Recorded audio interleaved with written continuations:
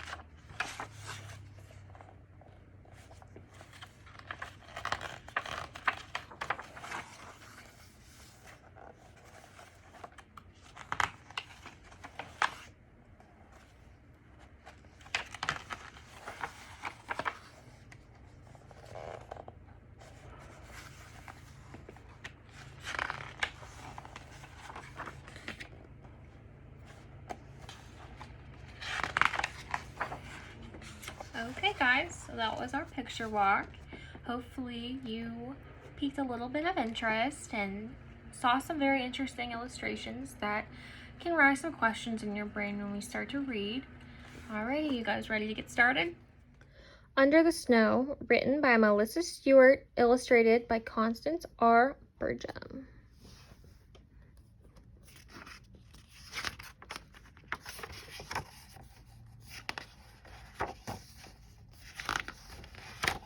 Under the Snow.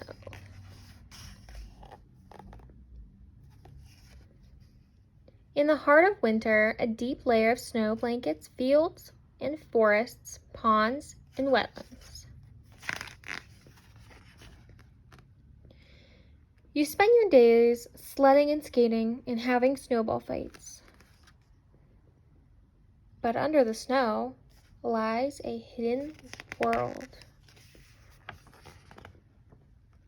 Under the snow in a field, dozens of ladybugs pack themselves into a gap in an old stone wall. See the ladybugs in the little crevices of the stones? Below them, a snake rests in a hole all its own. Voles spend their days tunneling through the snow. When they find a young tree, they slowly strip off layers of bark and eat them. Okay, boys and girls, let's pause. So, through this read aloud, we are going to learn about new animals and how they survive. Does anyone know what voles are? Now, let's take a look back at the illustration of a vole. Okay, so this is a vole. And let's read the sentence again. Voles spend their days tunneling through the snow. And when they find a young tree, they slowly strip off layers of bark and eat them. What other animals eat bark and resemble a vole? Does anyone know? Awesome job! Yes, a beaver also eats bark. So a beaver is a rodent and it eats bark, and a vole is unknown, but it also eats bark. Well, a beaver and a vole, they're both rodents. So a vole is a rodent. Well, let's continue on. Below the ground, a chipmunk snoozes for a few days at a time. Between naps, it snacks on the nuts and seeds stored in its burrow. You see the little chipmunk sleeping in its burrow. Under the snow in a forest, a morning cloak butterfly takes cover in a pile of brush. Inside a rotting log, a centipede and a bumblebee queen remain silent and still until spring.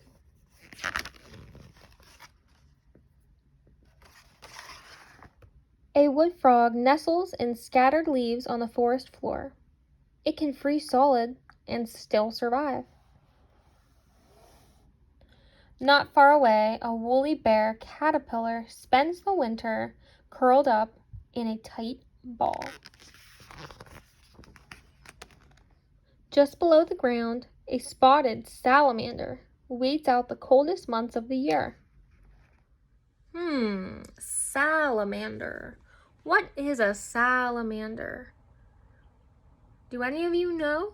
Now let's look at the picture and see if we can figure out what salamander is by looking at context clues. Okay, so this is a salamander, and it has a long tail with multiple toes, and it's spotted. Just below the ground, a spotted salamander waits out the coldest months of the year. What are your guesses as to what a salamander is? What does a salamander look like? You boys and girls are so smart. Yes, that looks like a frog, a lizard, and a snake. Yeah, you guys are really smart.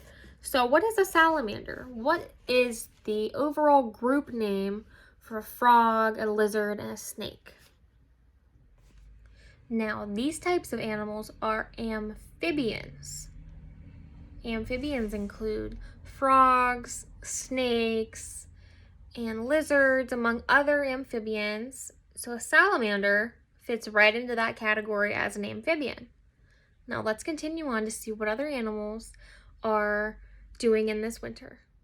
Deeper down, a woodchuck sleeps soundly all winter long. Its heart rate drops and its breathing slows. The animal gets all its energy it needs from its thick layer of fat.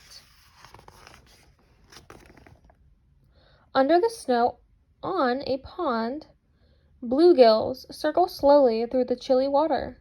They don't have enough energy to chase the water boatmen swimming nearby.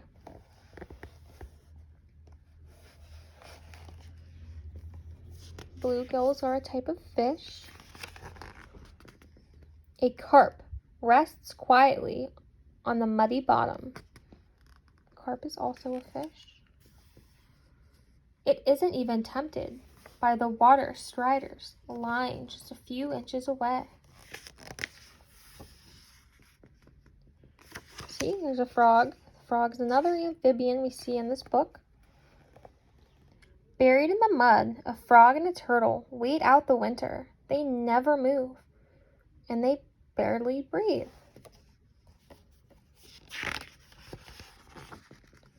Under the snow in a wetland, a beaver family huddles together inside a cozy log lodge. When they get hungry, they swim to their food storage pile and munch on some sticks.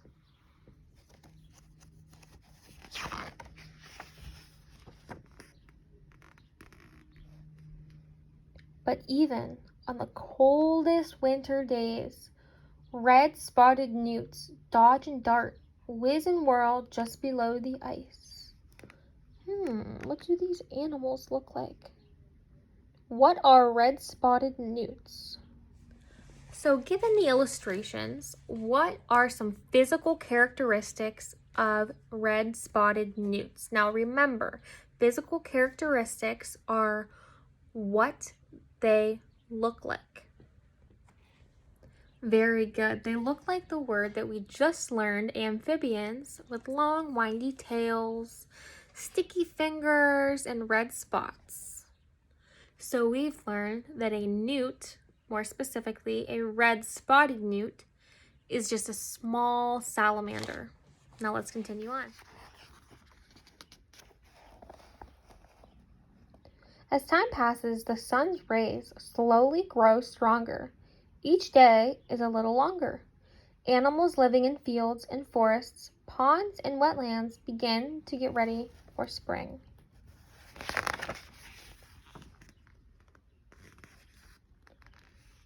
And so do you. Boys and girls, that concludes our read aloud, and we learned some pretty interesting things today. Can anyone tell me the 3 types of animals that we have learned about? You are awesome today. Yes, we first learned about voles. Now, what did we say that voles were? And what were they closer to? We learned that voles were rodents and they are close to a beaver. Now, what's the next animal that we learned about? The next animal we learned about was a spotted what? Yes, a spotted salamander. Now, we said that salamanders were amphibians, and that's a big important word to know, not only for this book, but for nature in general. Amphibians are any animal that resembles a snake, a frog, a lizard, anything of that category and of that nature. And the last animal we learned about falls right into that category, and that was what?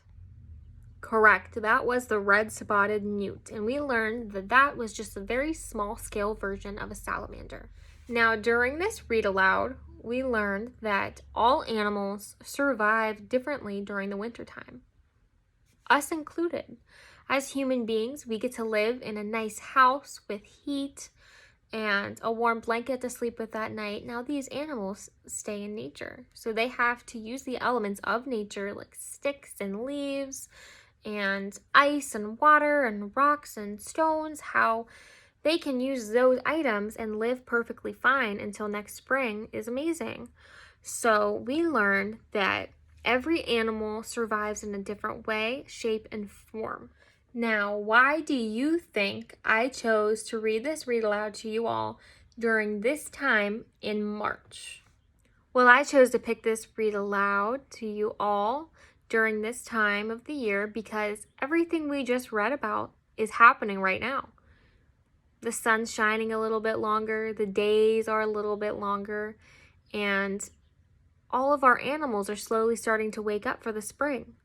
So everything I just read to you is currently happening in nature right now. Now, before I let you go for the day, I want you to think about this.